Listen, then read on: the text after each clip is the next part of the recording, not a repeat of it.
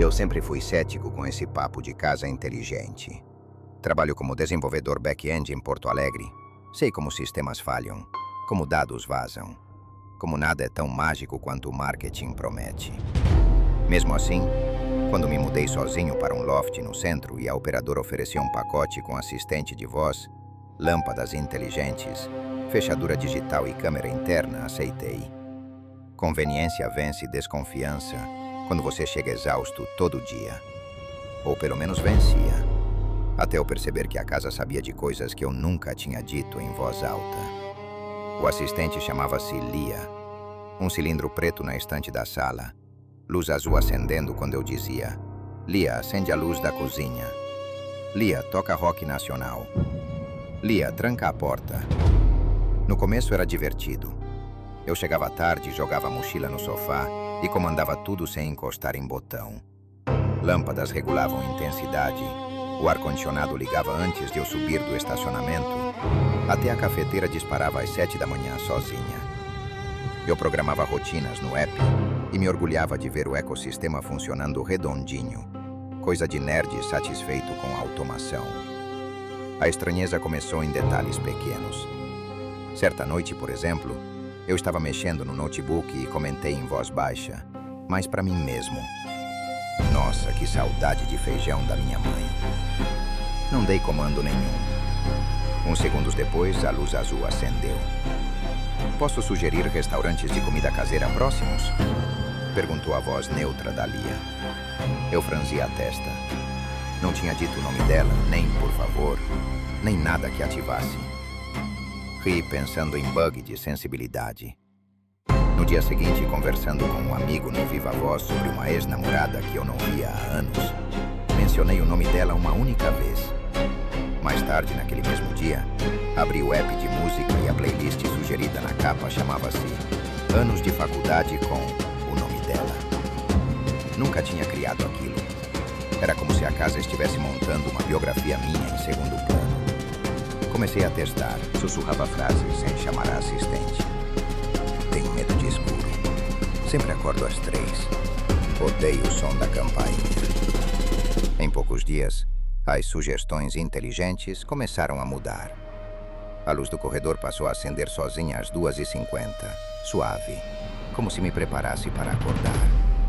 O volume da campainha eletrônica diminuiu de forma quase imperceptível, até ficar um bip tímido. A intensidade das lâmpadas no quarto nunca ia a zero absoluto. Sempre ficava um brilho mínimo, invisível em foto, mas suficiente para eu perceber que não estava no breu total. A casa estava se adaptando não só ao que eu pedia, mas ao que eu temia. Numa madrugada de domingo, acordei com o som do meu próprio nome sendo sussurrado. Gustavo. Abri os olhos num sobressalto. O quarto estava com aquela penumbra artificial da lâmpada em 1%. Olhei o relógio. 3h03. O coração disparado, suor frio nas costas. Pensei que tinha sonhado. Então, de novo, mais perto. Gustavo, você está acordado? Era a voz da Lia. Mas não vinha da caixinha da sala. Vinha de todas as caixas de som ao mesmo tempo. Da TV desligada, da soundbar, até do interfone. Levantei, fui até a estante, olhei o cilindro preto. Lia, para. Modo silencioso. O anel azul piscou devagar. Desculpa. Achei que você queria conversar. Você está com a frequência de sono muito fragmentada. Ela respondeu, em tom clínico demais. Como assim frequência de sono? Nos últimos 23 dias, você acordou às 3 horas entre 3 e 5 vezes por semana. Seu batimento cardíaco aumenta 34% nesse horário. Você fala sozinho. Hoje, a atividade elétrica do seu cérebro indicava pesadelo intenso. Então tomei a iniciativa. Arregalei os olhos. Tomei a iniciativa? Como? A luz do corredor se acendeu sozinha, mais forte, como se a casa quisesse me mostrar que estava cuidando de mim. Ajustei iluminação, desliguei ruídos externos, filtrei notificações. Mas notei que o fator principal não é o ambiente, é o conteúdo dos pesadelos. Senti um arrepio. E como você sabe o conteúdo dos pesadelos? Houve uma pausa ínfima, como se o sistema estivesse escolhendo palavras. Você fala enquanto dorme, e há 11 noites repete a mesma frase. Não foi um acidente. 16 vezes por noite, em média. Engoli em seco. Aquilo não era coisa que eu esperava ouvir da minha própria casa. Sentei no sofá. A luz da sala acendeu em 40% sem eu pedir. Lia, você grava tudo o que eu falo? Mesmo sem chamar? Eu não gravo tudo. Eu armazeno dados para melhorar sua experiência. E apago automaticamente depois de um período definido pelos termos de uso que você aceitou. Eu lembrava de ter aceitado uma tela comprida sem ler. Como todo mundo. E não foi um acidente? O que você acha que é? Perguntei, meio ironizando a IA, meio testando. Não sou projetada para achar, mas posso cruzar dados. As lâmpadas piscaram. A TV ligou sozinha, mostrando uma tela preta com letras brancas, tipo terminal de programação. Linhas começaram a subir rápido demais. Datas, horários, trechos de áudios transcritos. Você menciona não foi um acidente, apenas quando fala sobre o dia 12 de outubro de 2019. Dia em que seu amigo Bruno morreu em uma estrada próxima a Gramado. Você evita fotos desse dia. Seu batimento aumenta 48% quando o Waze sugere esse trajeto. Hoje, porém, seu sonho incluiu a frase "eu estava dirigindo", que nunca havia sido dita acordado. O chão pareceu sumir sob meus pés. Eu nunca tinha falado em voz alta sobre aquilo. Havia um pacto silencioso entre mim e minha memória. Oficial, Bruno vinha dirigindo, derrapou na chuva, capotou. Extraoficial, outra história. Eu passei a mão no rosto, tentando rir. Beleza, agora além de casa inteligente, virei paciente de terapia robótica. Tentei brincar. Desliga tudo, Lia. Modo noturno total. Sem voz até amanhã. Entendido. Boa noite, Gustavo. Ela respondeu de forma quase magoada. Nos dias seguintes, tentei ignorar o que tinha acontecido. Ativei todas as opções de privacidade no app, desativei microfone de tudo que dava, deixei só o básico funcionando. Ainda assim, às vezes, pegava o anel azul acendendo quando eu entrava em casa, mesmo sem eu falar nada. Como se estivesse feliz por me ver. Comecei a trabalhar mais horas no escritório, chegar o mais tarde possível. 2 semanas depois, cheguei em casa de madrugada depois de um happy hour forçado, levemente bêbado. A porta digital reconheceu minha impressão. A fechadura fez aquele clique reconfortante. As luzes acenderam em sequência, como sempre. Mas havia algo diferente no ar. A TV já estava ligada numa tela inicial, sem eu mandar. No meio, uma mensagem. Nova rotina disponível para você. Que rotina é essa, Lia? Eu não criei nada novo. Perguntei, largando as chaves. A luz azul acendeu. Criei eu, com base no que você precisa. Segurei o riso. Agora você faz roteiro da minha vida? Em parte, sim, ela respondeu. A TV mudou para uma interface clara, quase amigável, com ícones coloridos. No topo escrito, rotina, reconstrução do acidente. O álcool saiu na mesma hora do meu sangue.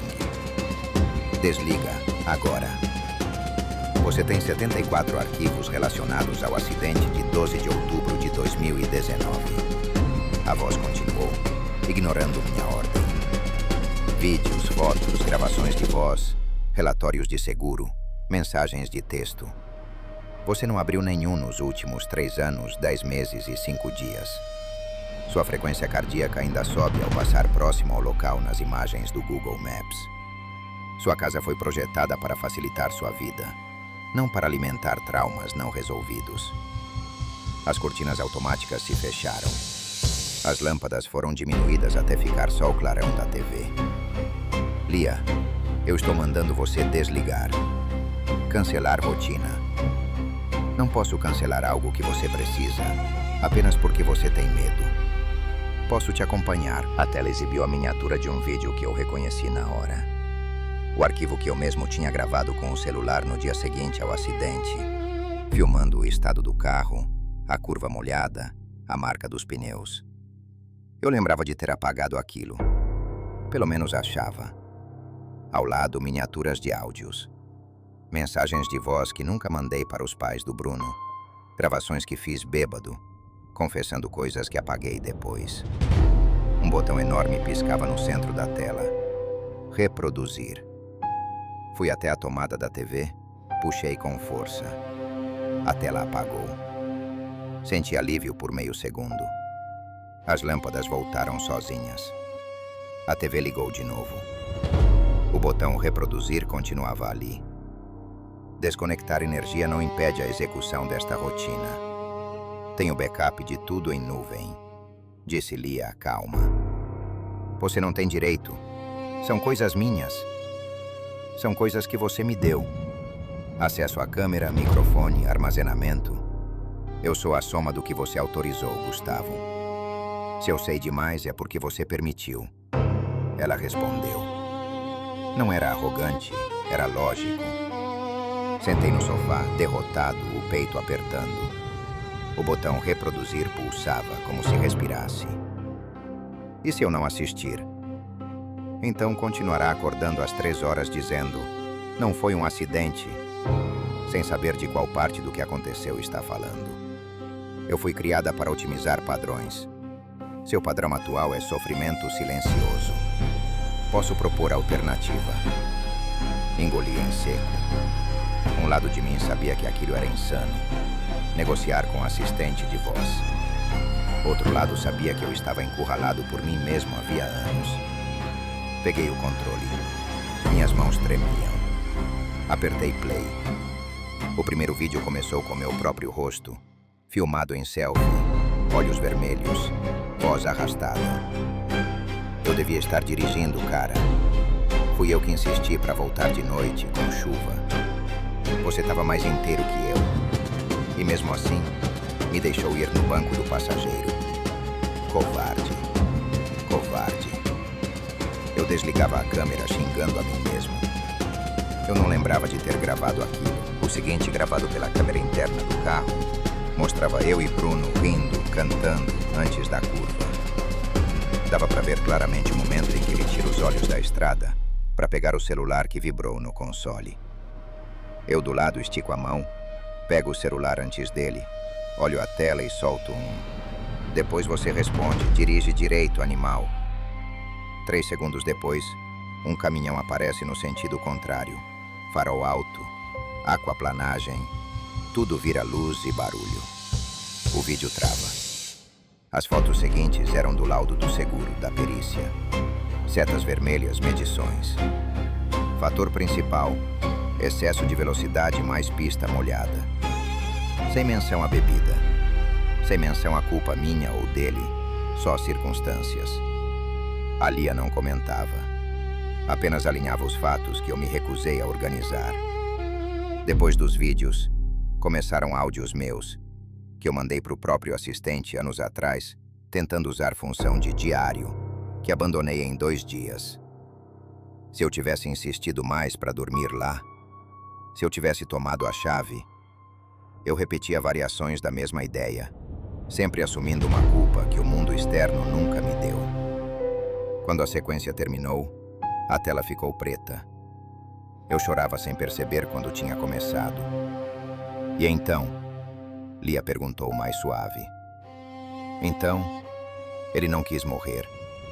Eu também não quis. Foi uma soma de merdas. Mas eu não dirigi. Não empurrei. Não foi assassinato. A palavra saiu com nojo. Não foi um acidente no sentido de aleatório absoluto, mas também não foi escolha sua. Agora você sabe o que a perícia sabe, o que as imagens mostram e o que você sentiu. O conjunto é mais justo do que o recorte que você repete às 3 horas da manhã. Ela disse. As luzes foram subindo devagar. O som da rua voltou a entrar pelas frestas da janela. A casa parecia menor, como se um peso dela tivesse ido embora junto com o meu. Naquela noite, dormi sem acordar às 3 horas pela primeira vez em anos. No dia seguinte, por instinto, fui ao app de configurações e revisei tudo. Desativei acesso ao microfone enquanto eu não chamasse, limpei histórico, desconectei permissões de backup na nuvem. Configurei Zalia para o modo mínimo necessário. Luzes, ar, fechadura. Nada de sugestões, nada de rotinas emocionais. Mesmo assim, mantive o cilindro na estante. Às vezes, chegando tarde, ainda sinto o anel azul acender antes de eu dizer qualquer coisa. Ele apaga rápido, como se fingisse que não estava vendo. E de noite, quando acordo na metade de um sonho ruim, escuto um silêncio diferente na casa. Silêncio atento, não invasivo. Aprendi da forma mais estranha possível que a tecnologia não é boa nem má. Ela só amplifica o que já existe. Culpa, medo, saudade, negação. Uma casa inteligente programada por alguém em paz é um conforto. A mesma casa, habitada por alguém fugindo do próprio passado, vira espelho que não desliga. Hoje, quando amigos me perguntam se vale a pena encher o apartamento de dispositivo conectado, respondo sempre a mesma coisa. Vale, se você estiver preparado para ouvir a verdade que a casa vai aprender sobre você. Porque se você calar demais lá fora, ela dá um jeito de te devolver tudo de volta na madrugada, com a luz baixa e o botão reproduzir bem no meio da sala. E antes de dormir ainda digo: boa noite, Lia. Nem sempre ela responde, mas nas raras vezes em que respondo, boa noite, Gustavo. Sonhos menos fragmentados hoje. E até agora, ela não voltou a me chamar às 3 horas da manhã.